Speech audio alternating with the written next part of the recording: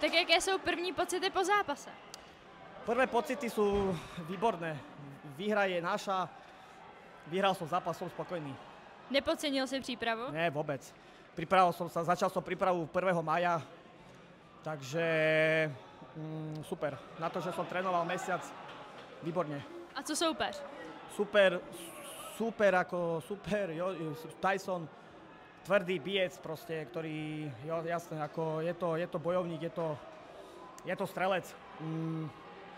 Ja som sa držal svojho plánu, ako som hovoril od začiatku, proste skúsenosti sú skúsenosti a aj som ustal proste tie údery, čiže ja sa nebojím úderu, ale ja som sa držal svojej taktiky.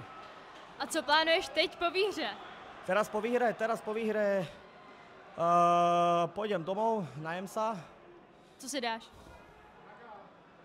Ty vole, neviem, možno pizzu, Okay. neviem, alebo sushi nejaké dobré. No, alebo aj, uvidíme. OK. Tak gratuluju moc a Ďakujem veľmi.